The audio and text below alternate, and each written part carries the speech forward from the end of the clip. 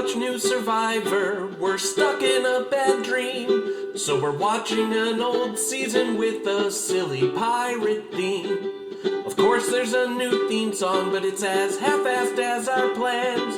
And then something, mumbo something, a word that rhymes with plans.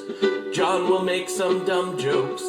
Andy likes to yell and curse. Something about some backup host. How could hell be any worse? We'll spend the whole time wishing that our lives were back on track. But until then, it's Pirate Survivor. We can all be glad for that. It's the Purple Rock Whatever Podcast, our mateys. Welcome to the Purple Rock Survivor Podcast. I am John, remembering that it's Thursday this week, and I am joined by a very large crowd, one of which is barking right now. Andy, Matt, and Emma. We have a much larger crowd than we had last week, and yet I feel like somehow we're going to end this conversation a lot faster than last week's did. We'll see. Actually, the crowd keeps getting larger. I guess he heard the bark, and hey, how about we get one more in here? Whoa, we got a cool guy showing up. Wow. That's right. Need some entrance music. Maybe I'll add it in post. Look at that. We went and got our haircuts this week. We're ready, and Everybody got a haircut except Alex. Yeah, we didn't get one for the dog. It's the beauty of having a short-haired dog. Hey, bud, what did you think of Survivor this week? I really like. Yeah, it was fun, wasn't it? Was there something you liked the most? Do you remember? We watched it a few days ago so that it wouldn't get in the way of our Laker time. Did you like when Rupert found the part of the spear? Yeah, I think that was your big one. Is he your favorite? He knows. This also is an audio podcast. Just which I mean, they're cheating themselves because he is serving looks. Yes. Is there anything you want to say to the audience? No, I think this Ripping is stuff. Some oversized Laker realness happening right now. That's right. I think to tie that look together, though, Andy, you got to get him a chain. Absolutely. And maybe some jorts. He might actually have some. I'm not sure. I mean, I think they issue that along with the tuxedo here in Canada. I'm really wearing shorts. You are wearing shorts. Jorts, Christopher. Those are jean shorts. Yeah, no, he wouldn't wear it. He doesn't really like jeans just yet. That's kind of like the Canadian bar mitzvah when you start to wear shorts a lot. I wore a jean jacket today. Oh, that is true. You have a jean jacket for school. You know, another thing that's Canadian bar mitzvahs, actual bar mitzvahs, because we actually do have Jewish people. All right. Anything else you want to say? You want to say goodnight? Let's look. The one who's actually I cut myself off from actually saying "do you," but I mean, maybe not this part of it, but like Toronto. Yeah. You want to say goodnight to everyone? What are you hoping that happens next week on Survivor? Do you want Drake to keep winning? The rapper. Thank you for coming Yeah, I was like, Drake. the speaking engagement. And Represent the deciding six. to go on a speaking strike. I'm going to say goodnight. Okay, bud? Good night. Look, So- we support labor unions here. If Christopher, fight for pay. So I was not here last week, and I've been reminded that we are avoiding spoilers until the end of the podcast. So if you did not get to tune in last week, probably because I wasn't here, you realized it wasn't worth your time. We're not doing any spoilers about this until the end of the podcast. We'll give you fair warning when we're going to talk about stuff later in the season because, hey, guess what? This is a rewatch for us. We've seen it before. So first of all, it is a rewatch. How are you guys enjoying the rewatch? Matt, it's your first week too. Let's start with you. How are you feeling? I'm liking it so far. Pearl Islands is a really good season, and it starts off strong. Though last week's episode was much better than this one. Rudy, not the time to bark, buddy. I am paying attention to you. Here's a Matthew, bone. I am very disappointed in you. I asked you how you're enjoying the rewatch so far. This is Pearl Islands. It's the very first appearance of someone that one would think you might have wanted to mention in your answer, but I guess he is not quite the hero that he once was to you. You're Saving it. talking We have a about, whole section reserved for this. Yeah, no. I read the outline. I'm keeping my powder dry. You have to give the people what they want, Matt. Yeah. That's right. Well, we got to And keep I them on the will. line. We got to will. hook them, right? So Wait, we're we got supposed them to with the read the silent outlines? child and the dog, and then we got to keep them here to get the Matt take. John, how about yourself? You finally watched some of it this week. I did. So I'd actually rewatched this a couple years ago. It must have been just before Cambodia, because I remember when Matt and I interviewed Savage, I had very recently watched it. So it was right around that time. So it's still as fresh as you would think it would be in my mind. There's still some stuff I picked up on that I don't really remember from last time, but I mean, it's a great season. I still love the beginning so much. I'm so disappointed that I wasn't here to talk about the opening to this season, which is just top notch. It's probably one of the best the show's ever had. Yeah, I find like despite what the length in your podcatcher might be saying, there wasn't a lot happening this week, but I'm still really enjoying just like experiencing these people. You know, there's less to talk about like decisions they make, because there doesn't seem to be a lot of those. But yeah, even just still, like I'm enjoying the experience of just kind of revisiting these people again. And Emma, you're the only one that hasn't weighed in. Tell us what you're feeling. Yeah, well, I was here last week, so, but it's because I knew what day it was. Yeah, it's been fun. Like you, I've rewatched Pearl Islands before. It was a little longer ago than you did, but I also have a significantly better memory than you do.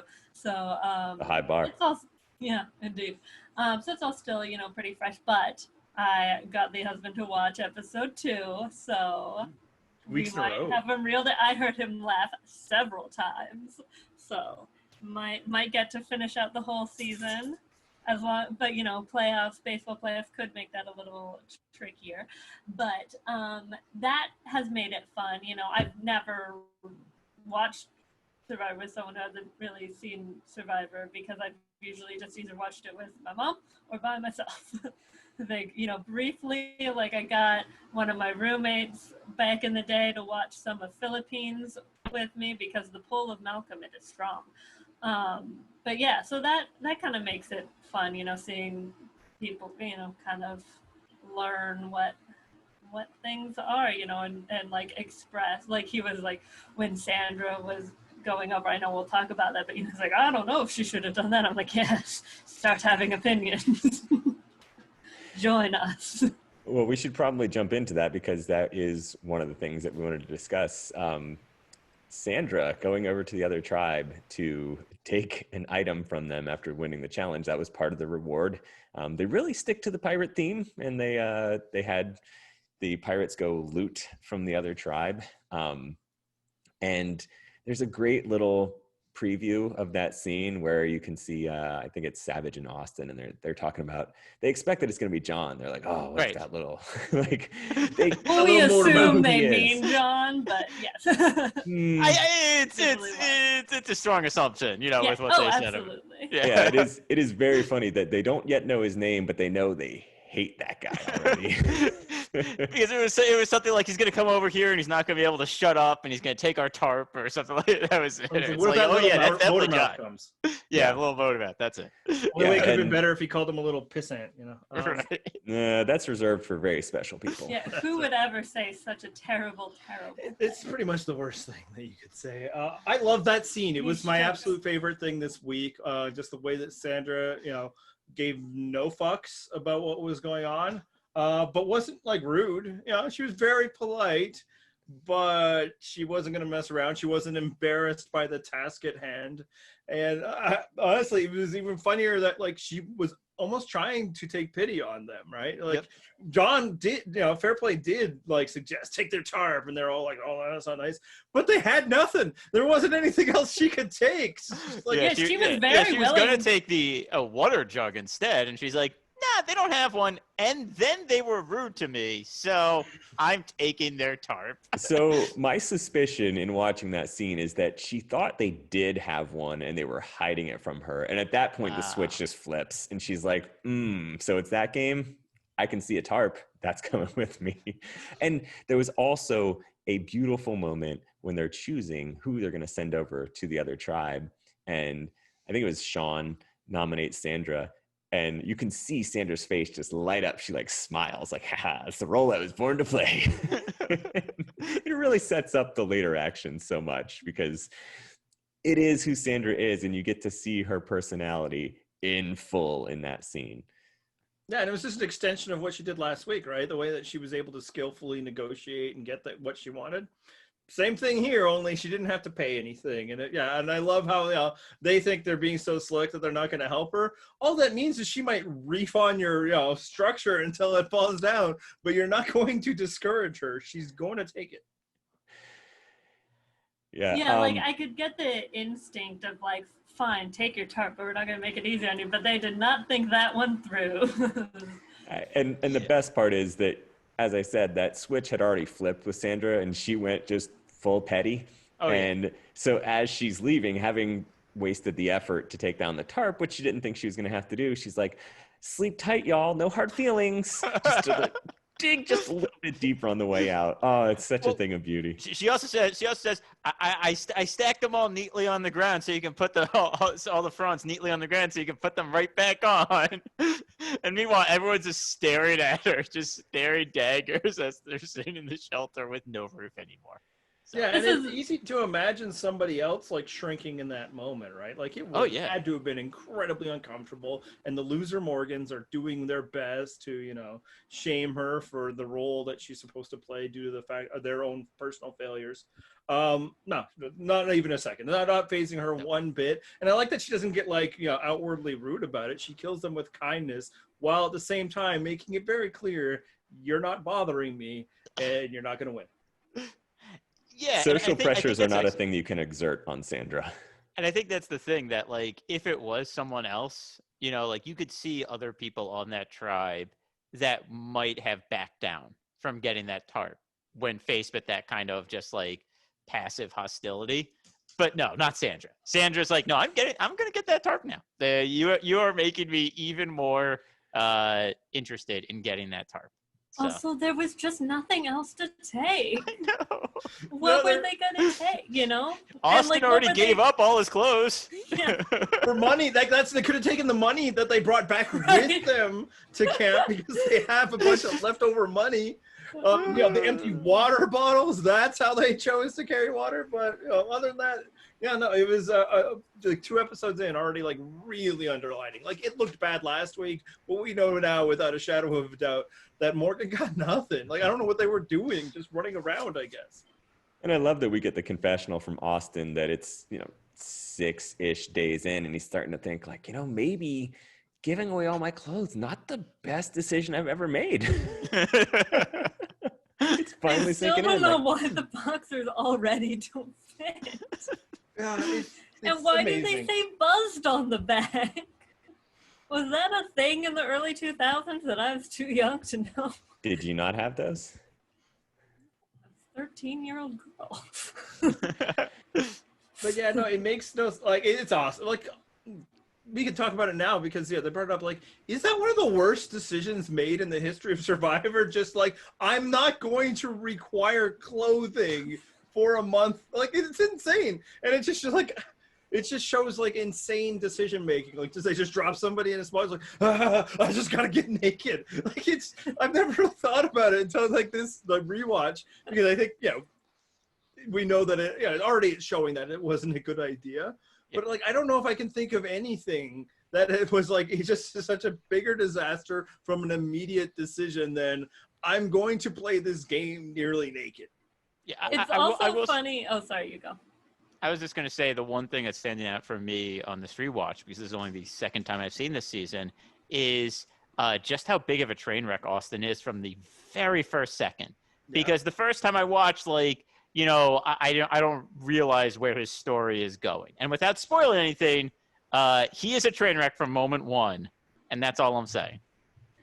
It's funny to me, too, that like the whole clothing thing, because for someone who's so in tune with his body and knows that he will get pneumonia if he stays out Will here. get pneumonia. He will get pneumonia. He has had it before. He will absolutely get it again. There's no way they'd pull him if he had, like, just let you like have pneumonia and die, man.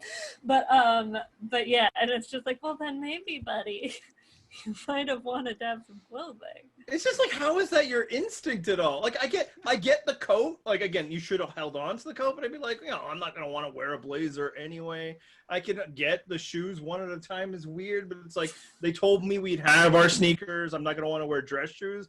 But the literal thought that I will not need clothes is just the only, like, if I'm being fair, other than just like an insane decision-making process, which is the Occam's razor of this, but maybe he didn't believe it. Maybe he's like, okay, we're doing that now, but they're gonna give us clothes. Like, I brought a suitcase full of clothes, and it should be noted, duty-free wine, right? Like, he was the guy who was rocking that stuff. I mean, it wasn't wine, but, And 2 bottles. I mean, maybe that's why he gave away his clothes. It was all the wine he had. Yeah, maybe he was still buzzing from the flight. But it's just like, it really might be the worst decision in the history of Survivor, and there's been some doozies. I think the thing that sticks with me, though, is why wasn't there instant regret?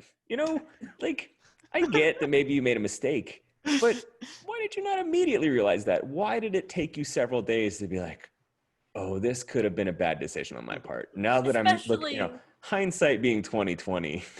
Especially because in the first couple days, his boxers were already falling down. Yeah. Honestly, like, probably just track it, like, we could do a whole podcast of this decision, but it's like, track it at who decides to wear ill-fitting underwear on a trip? Like, when you go on vacation, don't you generally pack your best pairs? Like, that's kind of, the ones that are just barely hanging on, those stay in the drawer at home. But yeah, usually when you're packing like a set amount, you pick out the best ones. And he's just like, this'll do. Also depends on your definition of best. Depends on the vacation. I guess, yes. Maybe not. Depends on the vacation for a lady. But for dudes, it's be like, the ones that fit best. The ones generally. Yeah, so maybe What this time is just of like month he is is the a terrible vacation? decision maker all the way through. And isn't he like an equity trader? Like, does that explain a lot? I don't know anything about money. Yeah, they're finance dad. Does that square? Well, again, this is where the sort of thing that, instant regret should kick in, having seen the downward swing of your trajectory. Ooh, crazy? Or I suppose it depends on your technique. So anyway, moving on. Sandra, as we mentioned, awesome in that scene. So far, from what we've seen of the Drake tribe, who is the MVP in these 2 episodes that we've seen so far? Who's registering the most with you guys? And Andy, start with you. For me, it's Sandra, both like, from entertainment perspective, but moreover, they are dominating Drake because they're the haves tribe, as Emma pointed out, is one of the possible flaws of doing a season where you have to go out and get your own supplies.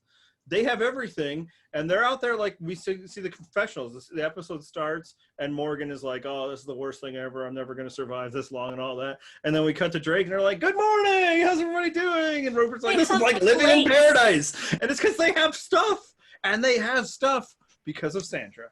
They have plates. They're eating off of plates. To be fair to Rupert, he did make clear that not everyone believes they are in paradise and is as happy as him. But no, I agree with you. That tribe is doing so well because of Sandra this early. And there is one added advantage that's not really discussed, and and Savage did talk about this in our interview with him. So I've noted it going back to rewatch this. Drake got the better beach. They got the area where you could swim and fish and things like that. And you can notice when they show ocean scenes, like, their side is much calmer. Rupert even mentioned it in this episode that it's a bay. It's like totally calm. It's easier to fish there. Morgan does not have that. That's something we've seen in lot-sided tribes throughout the series. Will be like the beach differences having a big effect. I think also, obviously Sandra, we have discussed, has had a big impact on the tribe. I think it's probably worth mentioning what Rupert is adding by doing all that fishing. I mean, that's certainly not nothing. They had a shit ton of chicken to start the season, but now they have a steady supply of protein as well. Probably helping them in the challenges, which is not something we can probably say of Sandra. But so who do you guys Well, think? and that also gets to another benefit for Sandra is, yes, she did help them get the chicken early on, which maybe that helped them win the first challenge, which also benefits Sandra, who can then sit out challenges Right. because they're up in Exactly. numbers. Now she can coast. Right. Exactly. And then, but I mean, the other person that stands out is Rupert, at this Of point. course. And I think Rupert and Sandra are like the two MVPs on that tribe. Rupert, just his strength helps them in challenges, and he's fishing keeps them supplied. And then Sandra, of course, gave them the good start. And between the two of them, that tribe is just like set, And so much of their advantages just derive from those two. And it's not just that they're great screen presences. Like, they are why that tribe is winning, in my opinion. So. And then another possible reason they're winning, it makes me wonder if it really stood out this episode is if they screwed up in the balance. They got like 3 really strong guys to and then the other guy, their strong guy is Osten, which I suppose the show couldn't have like that. Savage is obviously really strong, but he's not built like those 3, right? Yeah. And then Ryan-O does not compare to who's his counterpart? Sean would be his counterpart there. Probably Yeah, Sean. it's like, as Savage described them, you got Grizzly Adam and the 2 hosses over there. Yeah. Which was honestly one of my favorite lines this episode. But yeah, no, you're right. And the early can challenges see have been how they very were- strength-based. You can see how they were trying to match them up, and it just didn't quite work. Like, obviously, Skinny Ryan to Johnny Fairplay. You have Lil to Trish. And then the rest of the women, it's tougher because Sandra's probably weaker than both Tijuana and Dara. We didn't really see enough of Nicole to know. But Krista's strong. And I think it's probably stronger than they realized. And Trish. And they even sat Krista, didn't they? Or did they? Yeah, because they had, Community it's the. Yeah. Yeah, and then Michelle's a pretty easy comp for like Dara and Sure. Tijuana, so that's whatever. But yeah, you But while can we're see here- what they're going for, but Osten just didn't deliver like they thought he would. Yeah, maybe and the then thought was Osten is like the first draft pick, like he's the Right. strongest. So then you give like the next one of like Sean, and then And Burton. But Snake Sexy is like. Burton was number 2. How Well, I was thinking Sean then Burton, right? Because I think Burton is like they were probably thinking Burton here, Savage there, right? Yeah, So, those are the 2 comps. Yeah. Right. You see, I feel like But then you have Savage Rhino with Rupert? is the Rupert comp, actually, because he's the smaller but older guy comp there. And like dad strength, Right, exactly. not gym strength. Osten is pure gym strength, Right. which is probably what True. Sean is. But while we're talking about all these things, I would have discussed this last week if I'm here, but now I'm here, so we got to talk about how this season is loaded with the man meat. There's And how. is this the season with the greatest disparity between male hotness and female hotness? Because there is a lot of handsome ass men on this season. Not to disparage the women on the season. We don't but know what their private. They might Yeah, be they ass blurred men. out They the might ass be men. boob men. We don't Yeah, know exactly. Yeah, we don't know what their ass looks like. Let's just assume they're also handsome ass men. So, we already kind of discussed who's carrying the loads and phrasing on both tribes, but it's just really, if you were to put this cast up there, I feel like those that are interested in men would be like, damn, that's a good cast. I want to watch that season. Less so when you see the women. Not to disparage the women, just in numbers, the men vastly outperform them. Yeah, I would have put this on the breakdown, but actually Emily and already talked about it last week, and it's still true. Yeah, I'm not sure if it's the most. I feel like there was a recent season where, like, basically, there was like some women that were okay, but it was a lot of good-looking guys. But it's not jumping off my mind here. It's not where my mind tends to go. But help us out Where in my comments. mind's trying to go, but I'm not sure. I was thinking maybe Ghost Island, but I Ghost get it. Island Ghost just Island had a had lot some- of attractive people throughout. Maybe Yeah, DVG, I think.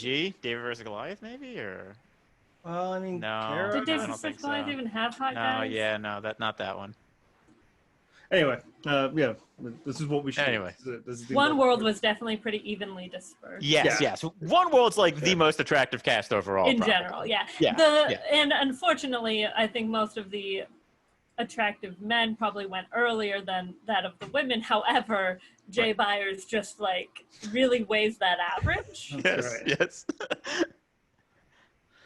yes. So yeah, I'm but gonna need a it minute. is- I'm sorry. but it's definitely a thing. Like, yeah, and as we pointed out last week, a big part of it is the men like instantly were either topless or full ass naked. So you really got to see what they were going with. Whereas the ladies are still wearing like ill-fitted dresses and stuff. They haven't yet gone to the buff as tops and that sort of thing. So yeah, who knows? We'll see how it develops. But as memory serves, I think that imbalance will still remain. But yeah, just the contrast between the two, I think they really focused, like not the men and the women. That's a different. Are we not but going to all choose share between who the we two think the tribes, hottest and- guys are? It's like, yeah, one tribe is amazing, the other tribe is bad, and we've pointed out, as I said, I think some of it is because these are physical challenges, and that they didn't match those up well. A big storyline reason is Sandra, set them up, the other ones. But yeah, I think as John pointed out, this is the thing that we often never really get to know as fans until after the fact. They were thrown one more imbalance of having the crap beach. But it's just like, it can't, like, just the contrast was stark between the two. That, Morgan can't do anything right, and Drake is barely having to try at this point. Yeah. This is another reason why I think this is a good season if you're going to introduce younger viewers, because it's got those sort of nice, simple narratives that kids can understand. Like, you can easily see like who the bad guys are, what the very basic plot lines are. Like, oh, these people have terrible attitudes and they're not trying. So of course they're going to lose because they're miserable. They need to be rah, like try harding, or like Rupert is, he's a hero. If they listen, No, he's a He's a pirate. villain. He's a pirate. He's a pirate. Clearly The meant man for the does villains absorb to live. theme well. Yeah. So the past two seasons that my kids have watched, they always ended up rooting for two different tribes. Not even coincidentally. Like, I think at first it went that way, and then like Africa, you think it'd be pretty hard to root for two different tribes because one of the tribes is just awful. But my older wouldn't let the younger root for like Ethan's tribe. I know. I that also feeling. found out that dirty bastard spoiled himself. He went and looked up on the internet if Ethan won before he even got to it. I know, so he better not have done that this time. I think it's because he couldn't take. He told me that he just couldn't take another heartbreak like he had with Colby. It's like- luckily, he never let on for his younger brother, which bears out well for the other things that he can never let his little brother know. But yeah, this with this season, neither of them can even pretend to root for Morgan. It's just I feel like young Matt was rooting for Morgan by now. What do you think? When your first time through, Matt, were you all on board yet? Oh yeah, definitely. Morgan's the better tribe. Everyone on Morgan is great. I don't know why people can't root for them. It's all no. Morgan sucks. I guess we're gonna. Are we gonna do this now? Are we going to talk? It's near the end, honestly, because I forgot about it until I got to that point. So let's do this. This Yeah, is what everybody okay. wants to know about. How you loving Andrew? Andrew. Yes. right now. Yes. Yeah. Okay. So my boy Andrew, it's a rough 2 episodes for him. It's he's losing a lot. He's nominated as the leader, but here's the thing about it. His tribe's a bunch of losers. He is trying to carry just a motley crew of suck here.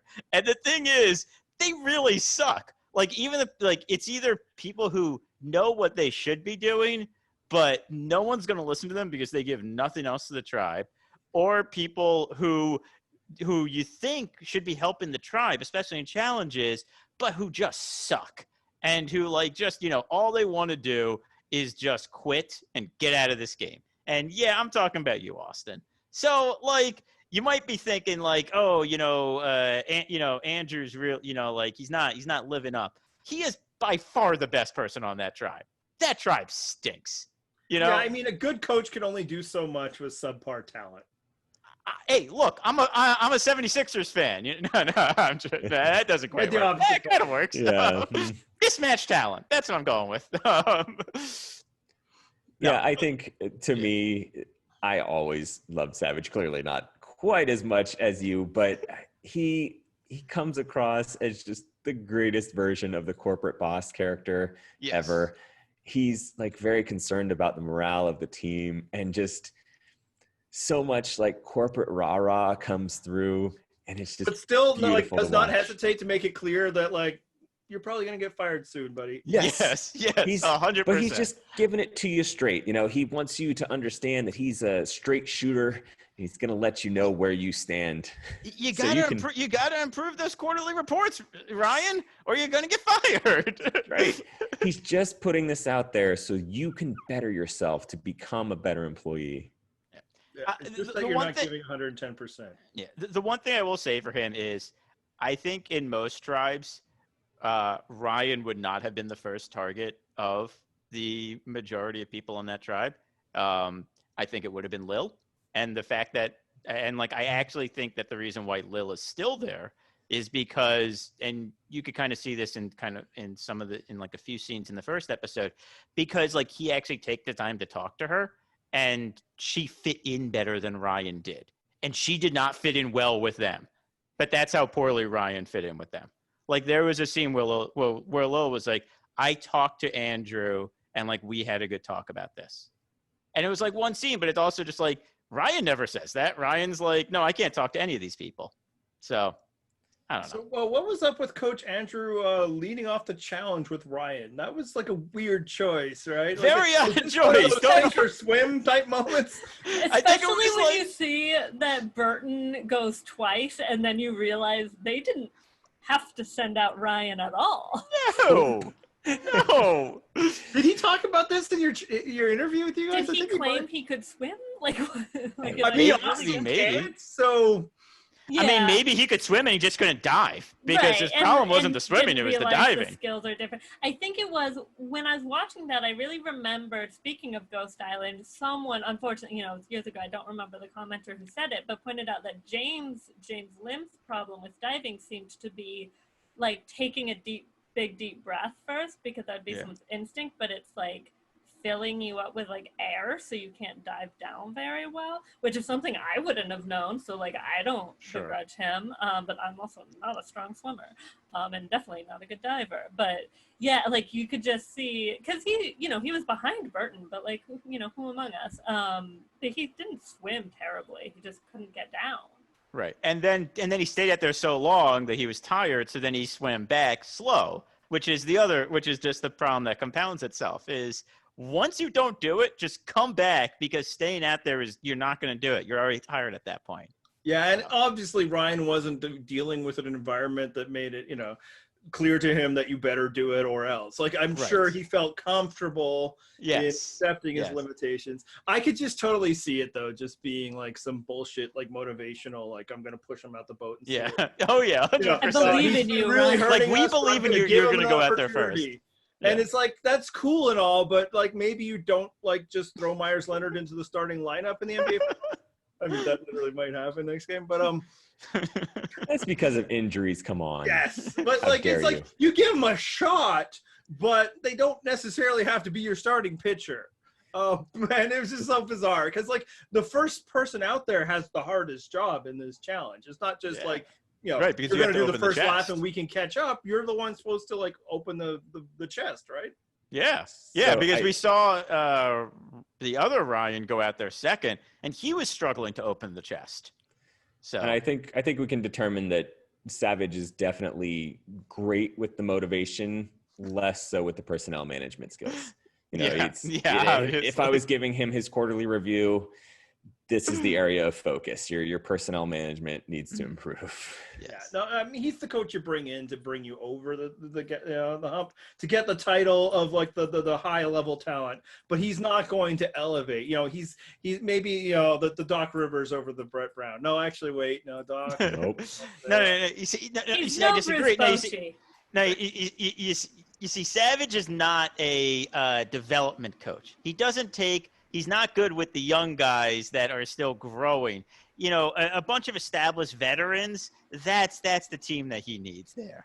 He Wait, can maybe get he them is to their Doc peak Rivers, 'cause performance. Doc never plays the young guys. That's what I'm This is what you saying. guys are looking for. Emily loves this conversation. I know, that's what I'm saying.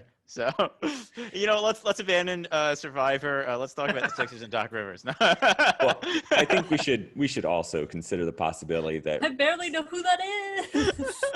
we should He's in consider your that city, or what? Skinny Ryan knows that he's probably in pretty strong degree of danger if they go to tribal council. And so maybe he overestimated his own abilities and thought like, okay, well, this is something my tribe would respect. If I can actually pull this off, this elevates me because I can tell from the guys that I'm surrounded by, they're into that. Yes. And I think the problem with Skinny Ryan is something that is one observation Osten actually made, that even though Austin's not doing very well, he said that Ryan's best day doesn't touch Austin's worst day. And because they keep talking about Ryan not giving 100% or not giving 110%, and I'm like, I think he is. Yeah, it's really not the effort. It's really This is not all the that's effort. there. His 100% isn't as good as other people, and that still, it doesn't mean you can't vote him out because he's trying hard. Like, if he's not helping you win challenges, he's not helping you win challenges. What are you gonna do? But like, you didn't just call him Skinny Ryan instead of Ryan S for like funsies. This is a great preview for our updog segment that'll be coming up later. Hey, how about we switch topics to the other tribe? Oh, we're finally going to discuss Morgan now, huh? Yeah, I mean, Morgan, apart from Savage, a bit of a disaster. Savage is really trying to keep the morale up, but Bro, I know you have a bad memory, but this is like a whole nother This level. is the same tribe. I thought we were We've going to been switch talking tribes. about Savage and the crappiness of their tribe. oh shit. That's I'm all right. looking at the breakdown, and the next thing said Morgan, so I read Morgan. Sorry. There you go. All Yeah, right, we so already let's- covered that. I'll just do this. So this the other person that was big in this episode, as evidenced by the kid in sunglasses. Kind of, I don't know. Did he actually mention any of this? Rupert. Rupert had a big segment this episode. Were you charmed by Rupert this episode, or were you turned off, or is it both? Okay, so I liked how the show kind of set up the arc well within the episode. It's Rupert is talking about how the spear point is loose. He is worried about someone else, namely Sean, using it, losing the spear point. Sean, of course, loses the spear point. Rupert gets mad. Rupert goes out. He finds the spear point. It's a nice little contained arc, you know? There were moments there that were not so charming. But one of my favorite parts is, my favorite part of the episode, the biggest laugh for me was, he finds the spear point. He holds it up. He roars. Sean's like, and Sean's like, where'd you find it? And Rupert goes, in the ocean. Why didn't I look there? So It's that always was the very last place you charming. think to look. Delightful. And I also loved, when he's like, "Rawr," and he says to Sean, do the others know that I found it? And Sean's like, I think they heard you. Big old Rupert roar! We got a Rupert roar market, first one this season. I will say, because I felt like the first episode he was largely just charmed. Like you instantly were able to start to attach to this character. We got to get to know him. Whereas this episode, like he was unnecessarily dickish to Sean. Like I understand the frustration. They set it up as Matt said, but like, dude, he didn't do it on purpose. And this isn't your spear, man. Like you just see like the possessive Rupert. This is me, and I'm better at this stuff. And how dare you? And like this is just like an early little seasoning of that. Not to get too deep into spoilers. I will say that from the casual corner, Mr. Emma said that, you know, when I asked after it, I was like, okay, so what are your opinions of everyone? And he said, you know, Rupert, very, very charismatic, hard not to like the guy. There you go then. He's like, clear standout. He likes Sandra, he likes Rupert. And I think He thinks Krista is, now that Nicole is gone, is the most attractive there, which was surprising to me on several levels. None the least of which is that he doesn't typically enjoy blondes. And both of those women are blonde. Or so he tells you. No, I mean, like, you guys know all of my celebrity crushes. You think he hasn't heard about it? We've discussed this. That's fair. so. I agree with Matt. The arc you got there shows. It kind of depends. It's like your perspective on Rupert determines how you will interpret that scene, because on the one hand, he's fucking right. Like, he says, don't lose the spear tip. You're gonna lose the spear tip. Let me do it. I'm better at this. I won't lose it. And then Sean loses it and he's pissed. Now, if you're a person that already likes Rupert, you're thinking like, yeah, see, Rupert was right. You should have just listened to him. If you're a person that is maybe not as charmed by Rupert, you see like, Rupert's being kind of a dick about this. Why is he like that? And it's so funny. I can recall the first time watching this season, having been charmed by Rupert in episode 1, I was primed to root for him already. So episode 2, I'm like, yeah, he was right. He was a great fisherman. They should have just let him take care of it. And he should be angry because that's his spear. But it really does totally shape how you view this person's arc. So one thing I will say is that, you know, the other way to look at it is Sean doesn't come off great here, especially if you are charmed by Rupert. Sean kind of comes off as like a little kid almost, like, oh, whoops, I lost, you know, you told me not to do this thing and I still did it and I broke it. My bad, no big deal. And it's, you know, he like has like the little kid guilty face and like all that. And Rupert's like kind of like the parent around him. And, you know, like there is a dynamic there that that I think kind of depends on maybe your age, who you side with there. But it definitely is kind of a like a kid and a parent and like, oh, I messed up. And the parent's like, no, I really told you not to do this. Why'd you do that? And the answer always is like, I don't know. Which is what Sean said. Yeah. Hey, Also- speaking of age, how does it feel to watch this season being Andrew Savage age now? I'm not his age yet. He's just closer to my age than anyone else. But he and Rupert are the same age. So I'm older than Sandra now. What the fuck? Isn't that crazy? Sandra is 29.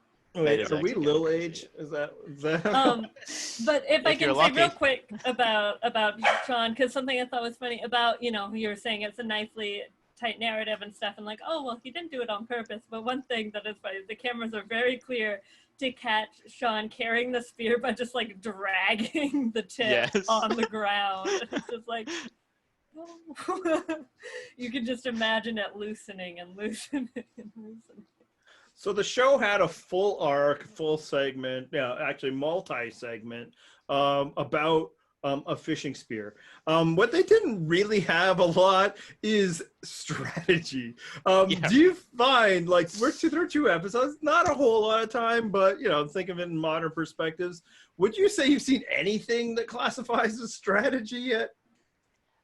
I would say, you know, I'm not saying this is like complex strategy, but I think deciding, do you keep the guy who is motivated to be here but bad at challenges, or do you keep the guy who wants to quit but has potential like physical strength to offer and has kind of been siding with you in the case of like for Andrew and Rhino? Yeah, no, I mean that is the strategic concern. See, for me, I see it like almost like it's an anti-strategy thing. Like they're not even thinking strategically about like what would be better for long-term good. And things more like we got to get the wimpy guy that can't hang with us rid of us. And it doesn't matter if the other guy is any good at this, if he's contributing at all to us. I like him better, thus he stays. Well, I do think we see a confessional from Andrew saying kind of, obviously he goes another way, but kind of thinking about it, like, he doesn't want to be here. Like, or not even, like, he's talking about quitting. Like, you can't quit. Like, this is such a, amazing opportunity and blah, blah, blah. And so I feel like you're not giving that confessional if you're not at least, like, entertaining the notion. But Right. But then he goes the other way, right? yeah, he goes there. I'm not saying like that he was entertaining at like 80%, but maybe it was like 30%. Like, I mean, if he's gonna quit anyway, it's not doing you any good to keep him. I mean, I think the person that was almost more interested in keeping him there, even more than Andrew, was like Tawana. Like Tawana heard that, and she was like, "No, Austin's not leaving. I am not allowing that to happen." And like, we saw how Austin reacted to her in the first episode. I'm pretty sure that he got talked into staying, and it was probably largely her doing. So yeah, and that was a really interesting scene too, because like they didn't like highlight it, but especially those of us in this fandom, Survivor fandom and Survivor Twitter like community and stuff. There's been a lot of talk about diversity in reality TV and diversity in Survivor and everything like that, and there are. Unless I'm missing somebody, I believe there are 3 people of color on this season, and there are only 2 Black people. They're both on that tribe, and she's like, and that means since Sandra's on the other tribe, but every other person, and so Tiona's like, we need to be in this together. Like, I need you here, and that's you can tell that's what she's saying to him when she's talking to him, even though they're not like underlining it. There was some very coded language there that I think was intended to signal to him, like, you understand what we both share that no one else will share if you leave. And I think that was communicated in that scene. And it was very subtle. And I think probably when I first watched this, probably didn't pick up on it. But now, having watched this show for many, many years, it was something I instantly was like, okay, yes, I see what you're saying. And I know that Osten is understanding what you're saying, but you're saying it in a way that's not super evident to most of the audience. I can tell you, there's no way in hell I noticed it the first time I was watching. There's a couple things there. I totally got the subtext of the scene before they even started talking.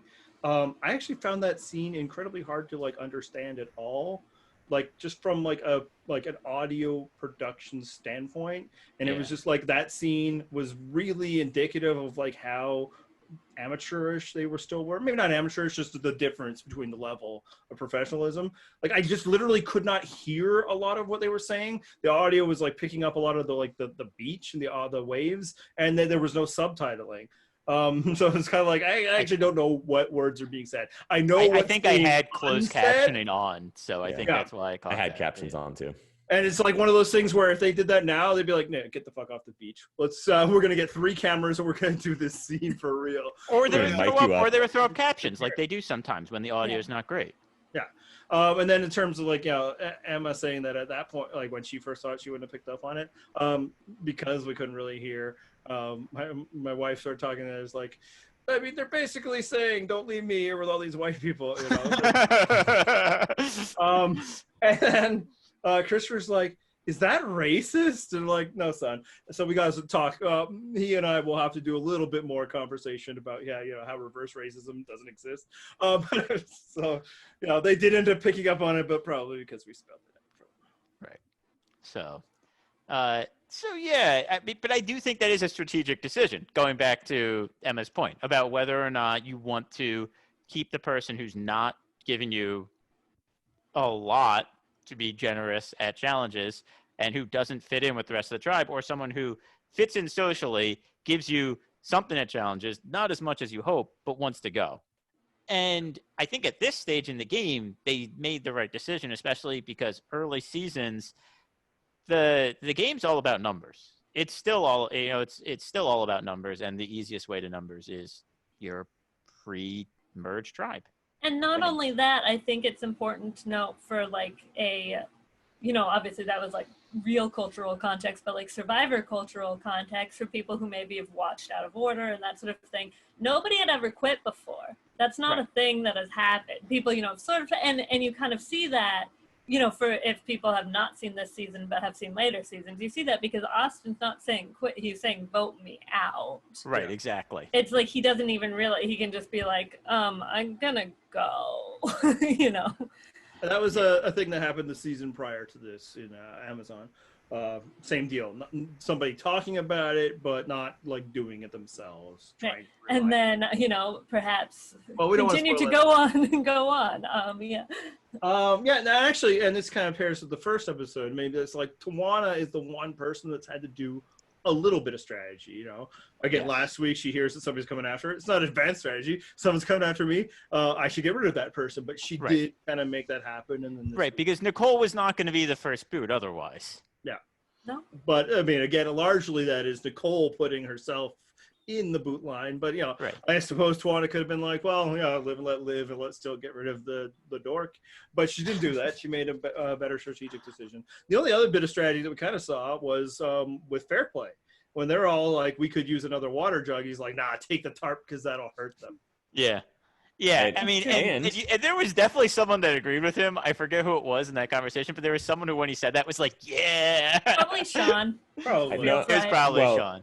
I know it was Rupert specifically that was like, no, don't do that. That's not, basically saying like, that's not sporting to take away their Well, it was that, but I think that definitely, and what we know of Rupert, that feels right. But he also, I think, specifically said, we don't need to hurt them. Yeah. And that's true, because they don't. Because they're winning without hurting them. Yes. Yeah. It is so 100% I can true. see it being like, sporting, but also like a human thing just because a tarp is so valuable out there, that it's like, we're already crushing them, man. They don't need to like sleep in the rain. And there was someone else that also said like, look, we should think about how they would react to what we take. But that was right at the beginning, and then no one came back to that person again. I think that may have been Krista, but let's not revisit that topic. Yeah, that was a moving on. Putting a pin in that. Because that is part of, I mentioned earlier how my husband was like, oh, I don't know if that was smart of like Sandra to go over them. So, because part of it when she was taking stuff down, he's like, oh, Sandra, I don't know, aren't you going to have to play with these people? And I was like, well, what if they all get voted out first? He's like, but isn't there like a mix, because he's seen me watch it, like, isn't there like a mix, and then they like combine, don't they like swap around? I was like, it really, it can come and go. Like, I'm not going to say what happens this season, but like, I'll say before this season, there have been swaps. There's also not been swaps. And I was like, I'm not going to tell you which season, but there was a time everybody got voted out, went down to one. So it's like crazy, things can happen. But, that also is true. You might end up playing with these people and they might be like, that bitch took down our shelter. Right. Yeah, to give you an idea how bad like Morgan already is, it's like only 3 challenges in. So after the reward, before the immunity challenge, my oldest was like, are they going to lose every challenge? What happens if somebody loses every challenge? They're like, funny you should ask. I get why you're there. I understand why you think that. Like, honestly, like, obviously you remember that they were not, like, they struggled early on. I don't remember that they were like just hapless in every aspect. Yeah, watching it, I was really like, Morgan is underrated as a disaster tribe, Yeah. Well, yeah. All right, so a good way to wrap up the episode, just simple. What are we enjoying so far? Obviously, we've talked about different things, but like, is there like kind of something specifically through 2 episodes that you're enjoying about this rewatch? John? I mean, I think it's interesting just to be reminded of how much the show used to care about theme and location, that it just really doesn't anymore. I don't know that it's a loss that it doesn't anymore, but it is at least interesting to be reminded of how the show used to be. I mean, the challenges all about the piracy thing, the goes loot from the other tribe, all pirate, the themes within the challenge. You got treasure and buried in your camp, and they really lean into it. Same thing with the Amazon the season before. They divided the tribes by gender, and they really got way more into certain things in the past than they do now. Now the theme is just the theme is just a thing that you introduce in the first several episodes, just so you have something to talk about, and then it's quickly forgotten. Yeah. Yeah, I'm actually really enjoying the theme from that perspective, the way that they're like finding new ways, because like the challenges have been a little different.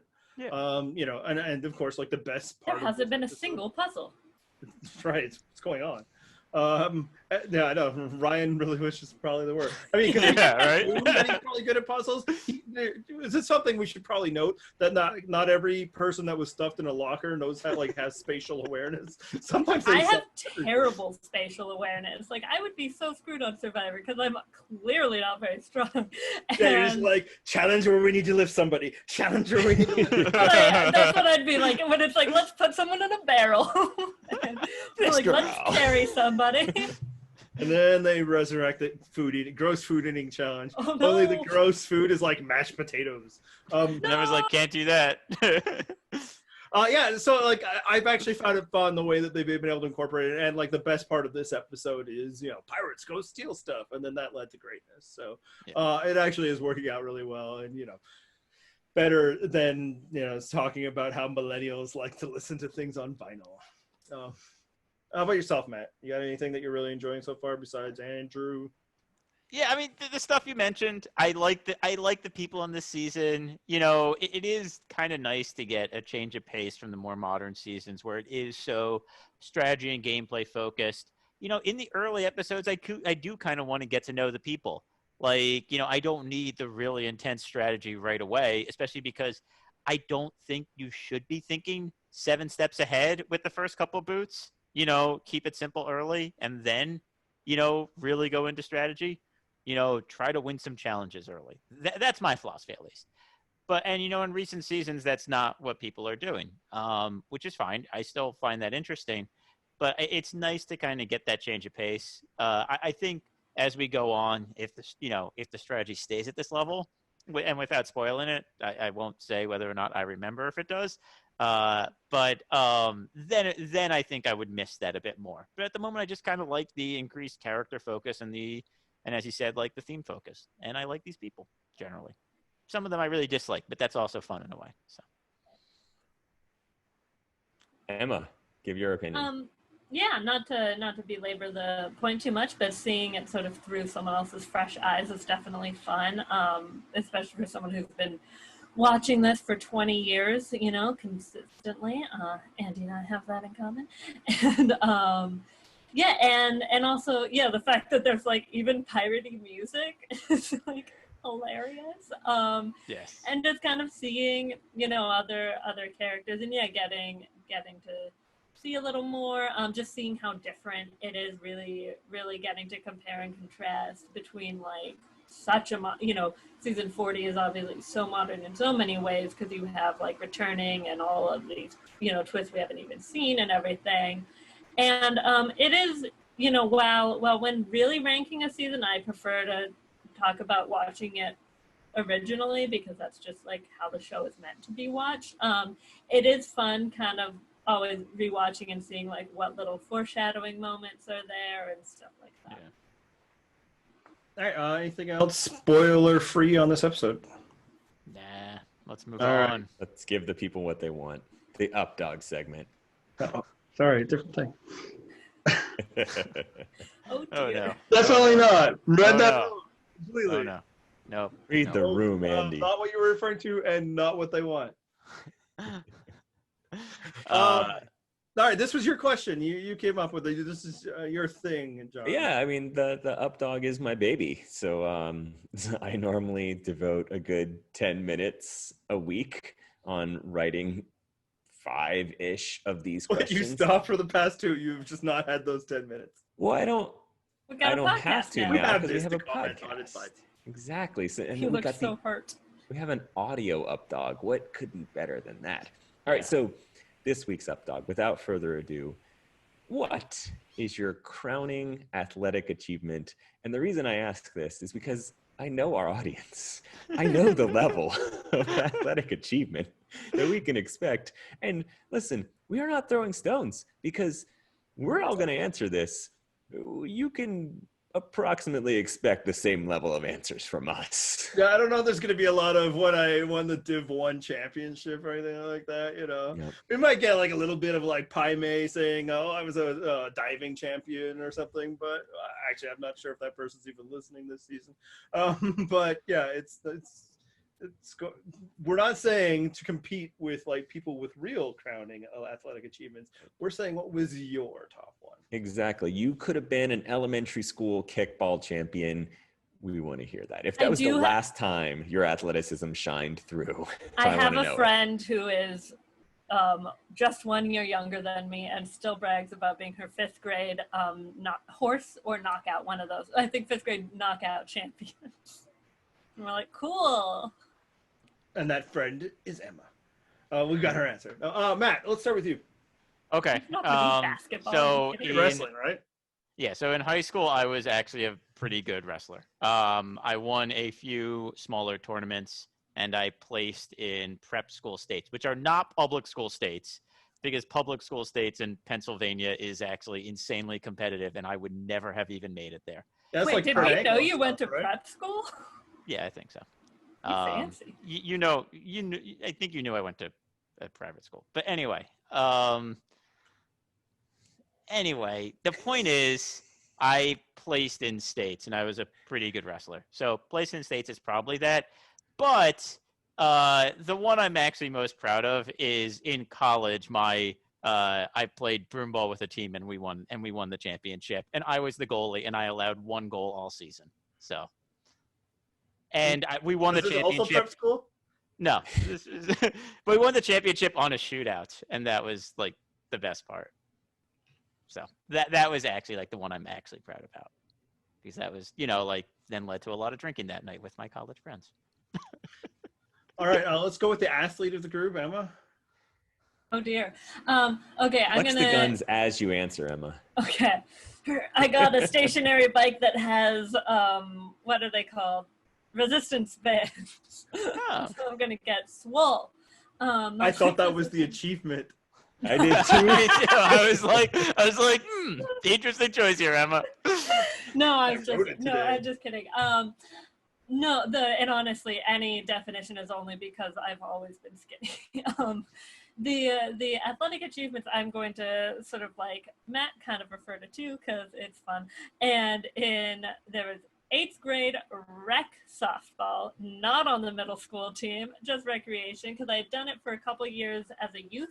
Then my mom was like, we have an incredibly small child, let's put her in basketball. And, but then I went back to softball.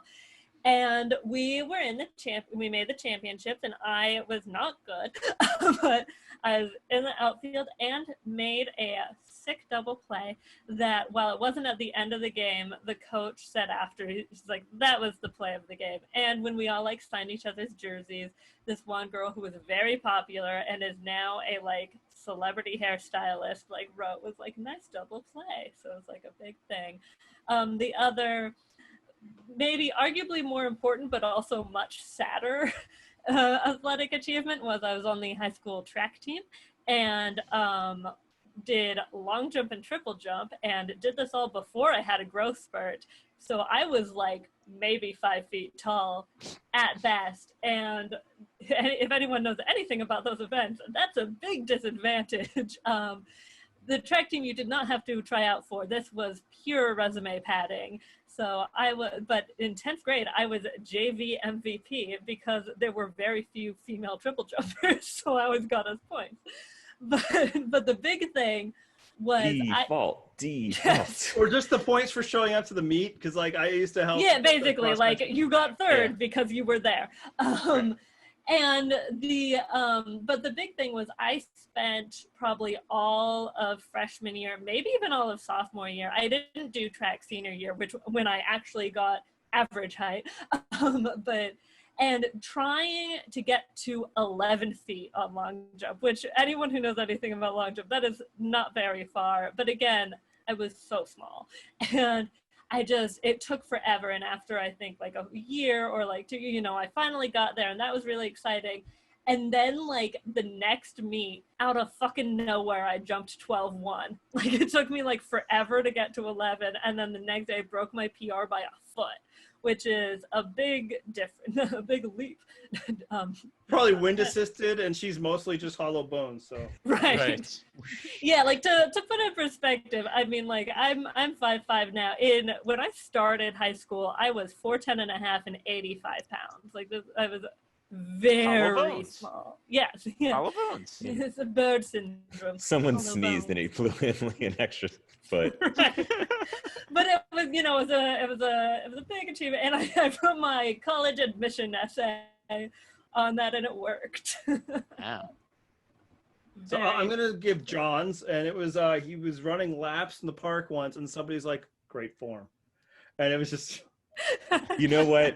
You joke that seriously. I was running with someone else at the time, and we ran by a high school team out there practicing, and the coach says to the person I'm running with, like, you need to, work your arms a little bit better. But he's like, but you though, you got good form. Oh man! The next time you tell that story, I want to be like, the coach stopped practice, gathered everybody around. Like, excuse me, sir, could you show the team something? Everybody take a knee. You need to watch this man. Oh, also, I actually have a story similar to that too. Can I just state for the record really quick that I know 12 feet is also not impressive. It was just that it was a big difference. I was never good. I just need that to be clear. I just love that Andy made up a fake story. It turned out that really has happened. Read my notes. John has the best brand out of all of us. He is well defined. Yes. We'd be all right, Andy, go ahead. Spend your an enjoyable thing you did on the weekend. We'd be like, John was doing his taxes. He'd be like, well, actually. It's important to get ahead on them. Yeah, so my wife and I play on an intramural slow pitch team. We've been doing that for like 14 years, except for this summer. We decided to skip out, even though actually the league did end up opening up, but we had already made the decision to, like, probably not worth dying over. And I mean, many years back, not sure if it was pre-kids or just post one kid, we made the championship game in the league, and it was the worst, the most annoying team in the league we were against, and by annoying, like, they were dicks. Just wreck co-ed slow pitch, but still managed to be dicks about it. And they ran up the score to the point where in the final inning, and I believe these games are 7 innings, they were up by 11. We were the home team, and we came back and won. And it was very exciting, especially because I think we got down to 2 outs while we were still down by like 9. And we just kept going. Now, one of the reasons why this team was dicks is that they would hardly ever swing at anything, which is kind of a bit of a social faux pas in rec league slow pitch. Is it an unwritten rule, Andy? What's that? Is it an unwritten rule? Yeah, well, I mean, it's more like none of us are good. It's more fun to hit things. So most people will swing if it's within range, but not there. They'd sit there with the bat on their shoulder and it'd be a corner. So we had this one woman on our team. You should have slow pitch buzzed them.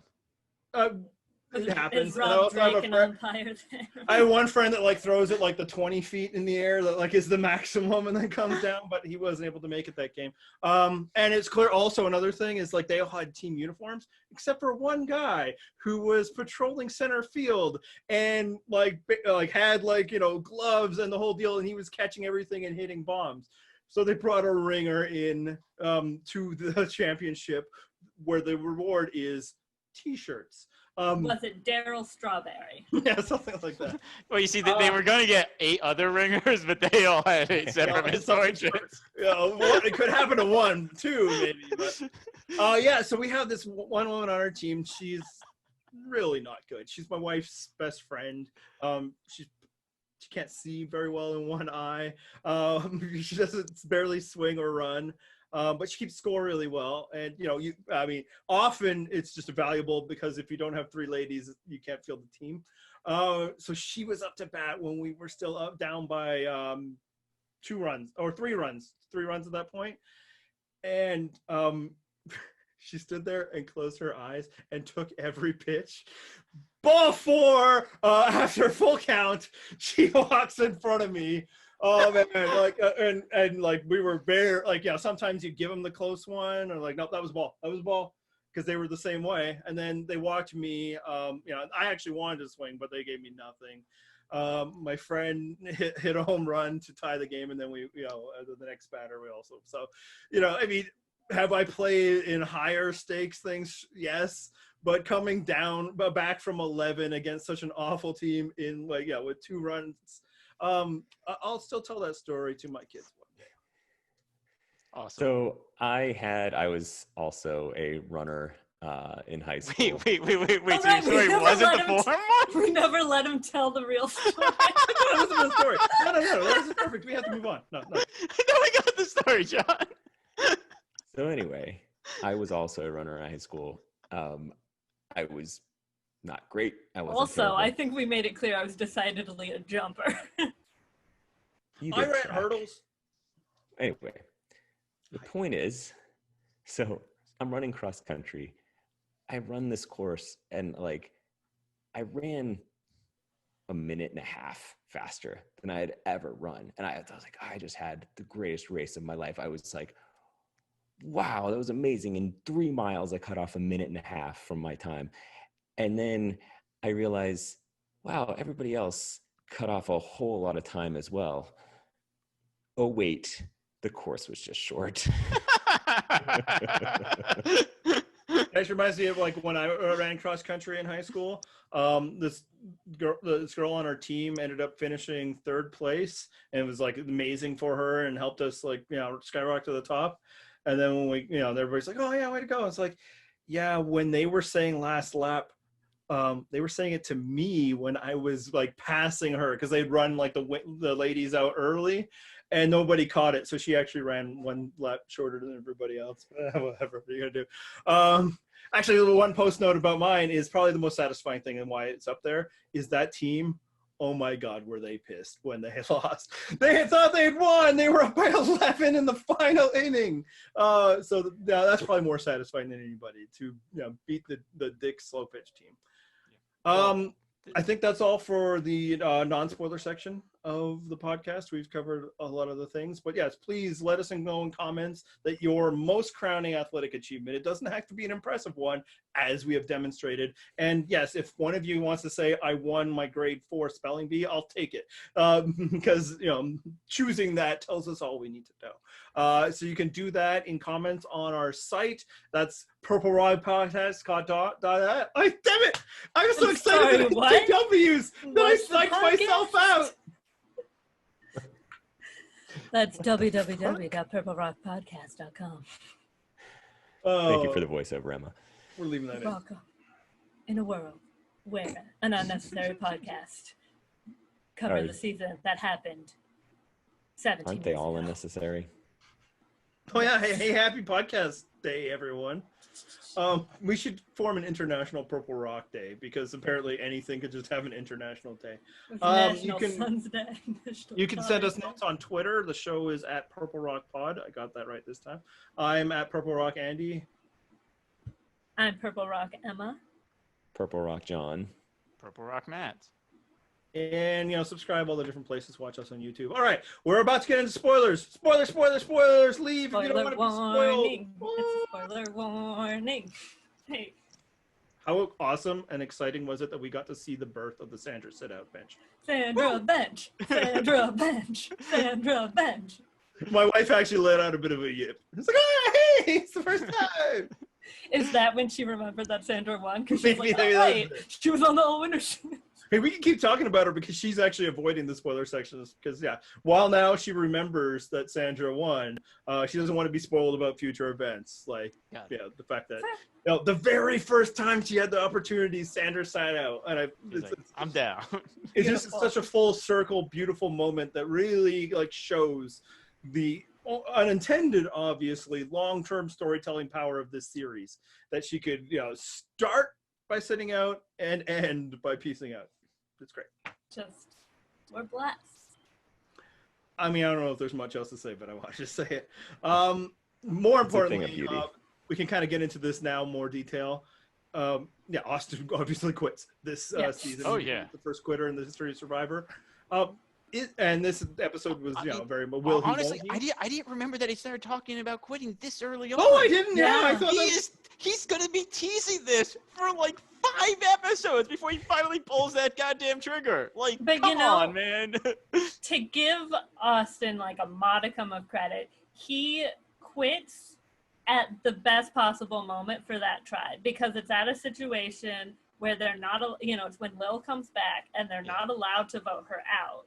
So it keeps that tribe, while they go in to the merge, from having, like, obviously it doesn't work out for the Morgans, but in theory, like, they Right, but they didn't need his strength anymore. Was the well, point. not And they only didn't need to that, keep one of their own they because didn't it need to falls make on they didn't need to make a difficult decision and alienate anyone. They, in theory, obviously, again, it didn't work out, but they, in theory, could have gone in Morgan strong, but, you have the disadvantage of having someone you voted out as part of that, and already, and the numbers and all of that.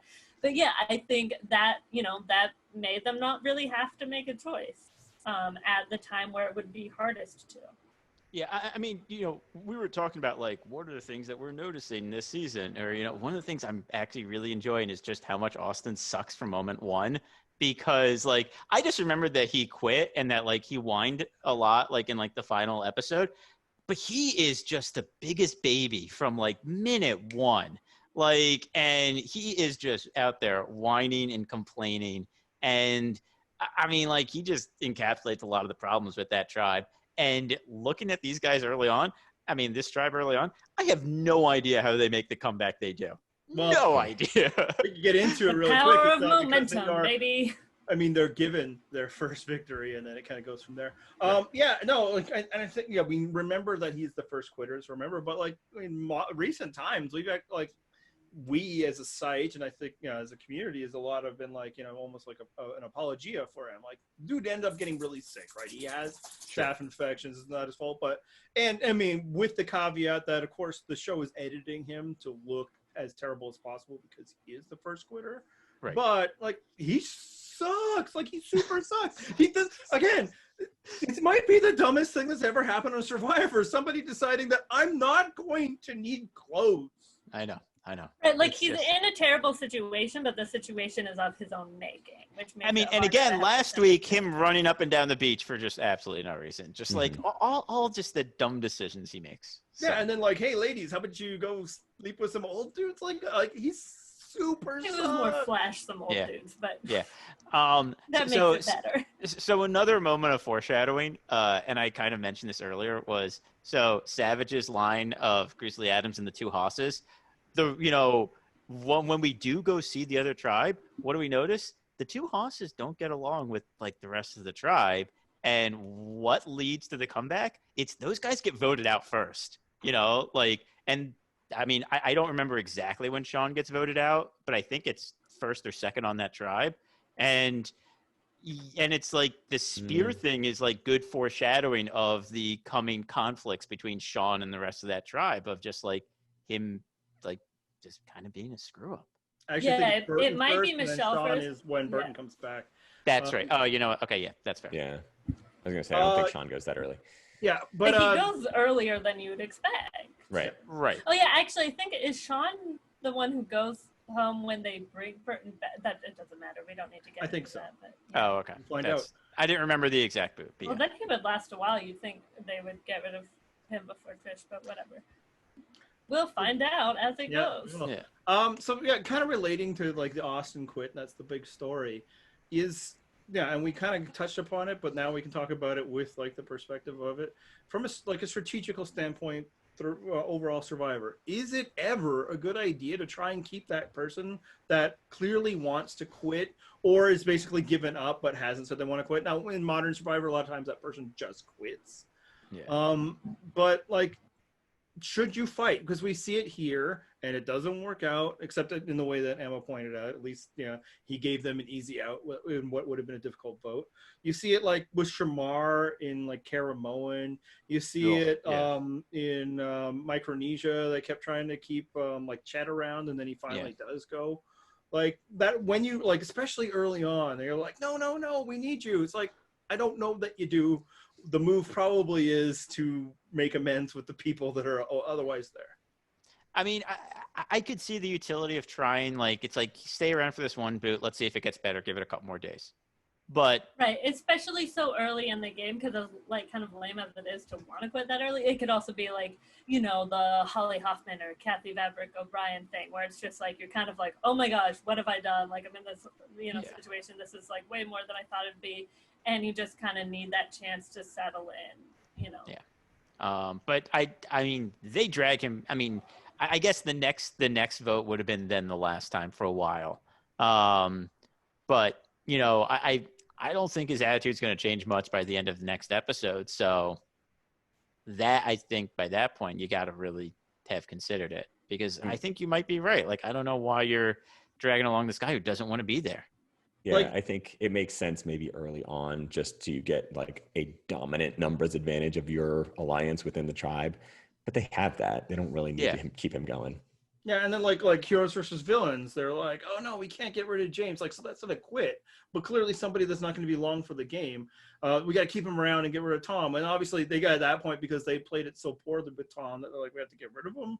But it's like, maybe you just make some harmony amongst the people that are there and get rid of the guy who can barely walk. You know, like I just think, like over and over, the people like, no, this guy's my number, or this person's my number. I need to keep them around even if they don't want to be here. And I think the answer is you got to cut bait and make new plans. And I say this knowing that the person I referred to before, the season that wanted to quit, won in Jenna Maraska, but like that didn't, I don't think it helped anybody who convinced Jenna not to quit, because, you know, she won and they didn't. Right. But well, the one thing I will say is, like, I think at this point, Osten is still helping them in the challenges. Like, they're not winning, but I think he's still giving them something there. Maybe. I mean, I don't think he helped them much in the swimming challenge, but they lost that one by so much. Well, he did the, like, the pull in the raft part, or was that a And different? they Oh, that were was the really next- close That was a different, in right, the yeah. immunity challenge, Yes. you know, and it just, they lost it at the untying. Like, Yeah, that was bizarre. That wasn't him. we That forgot was to talk about that at all.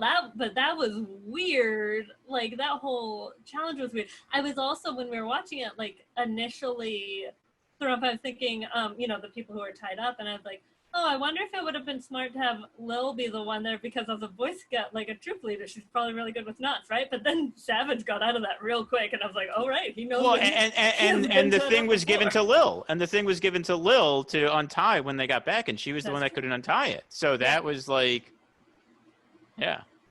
Like, you know, I've seen people lose challenges that start physical and then it's like a puzzle, but just opening the coordinates. Yeah, Like, because yeah, that because Jeff even remarked that they're way ahead, and That then was the suddenly thing. they're not. Watching that live, Mr. Emma, as we'll call him, was like, what is happening? Like, it was just horrified. Like, how did that happen? It's like, they suck. I don't know what to tell you. They suck. They suck. So Yeah, well, I guess so. You could argue that it ends up being okay with Osten, because really they just lose the one more. But you know, they could have just let him go and not pissed off Lil, and Lil is the one that ends up backfiring. Now, That's true. there's no way. what would have been interesting was if Osten went. You think Osten would be voted back in? Like, he gets some food in him, because, like, let's be honest, those outcasts were getting food. Would He they gets some even? food. Well, I guess he would have been voted, because I was gonna say, would Yeah, they if he'd he's been like voted out. voted out here, Mhm. yeah, and then would he be coming back? And I'm willing to say that no, Osten wouldn't have charmed people enough to be like, Probably not. Second place. probably not. I'm just wondering now. I'm Well, actually I Some think interested. fun from what we've heard, hypotheticals. Lil wasn't charming people. I mean, Yeah, although maybe he would have been medevaced, it's hard to say, because yes, the postscript is that he did have like what 2-3 staph infections or something. right, like but we don't really know when those. when that occurred, right? Yeah. Any other interesting foreshadowing for you in this episode, John? I mean, the only thing that I cared about was the next time on Survivor, because Oh, you get one of the all-time classic moments in the history of the series. It's actually Sandra. funny because as that was starting to play, my wife was still kind of talking about like something I'd said earlier. It's like, you're right, Sandra really did handle that without like trash talking or anything. She's really calm. And then, oh, but she will. Here it is. Yeah. When I was like asking for opinions, I was like, has your winner pick changed? Like, who do you think will be voted out next? How has your winner pick changed? By the way, who do you think will be voted out next? He says Lil, and I'm like, fair enough. That's fairly Good tough. guess. Good guess. And yeah, and he's like, winner pick. Like, I still think Sandra's like, she just, she seems very level-headed. And it's like, next time on Survivor, I can get that too. What the fuck? And I was like, I don't think this is a spoiler to say, because like this happens to people who don't win. Like that is one of the most iconic like things. Yeah. People still quote it. And then I also shared that I will always whack my finger in your face, just sharing things. But Yeah, I mean, on the topic of spoilers, probably everybody has figured it out. That will be the image for next week's podcast. Oh yeah. Oh, yeah. Just the picture of Sandra with the arms wide open. What the fuck? That's us. Maybe that's how we have to sign off. I wonder if people who haven't seen Ahead know who she's talking to in that scene, because I don't think you can actually see the person, but it's also very obvious who it You is. should know. the same way I we think know they show who the it motor starting mouth with an is. argument with Fairplay. Oh, do they? Okay. Yeah. Honestly, that's how you guys should respond to me when I keep interrupting. Oh my god, yeah. How have I never done that during a podcast? That's embarrassing. You just roll your eyes, and pretend to text. right. All right. Well, since we can't sign off with that this week because we really don't want to look too far ahead and spoil the moment for next week. Anything else for this week? That's I don't it. think so. Hit the music. What was that website that we have again, Andy? Black.Urber. Go So there. close. I'll get it. All right. For those of you not watching on YouTube, here's some music.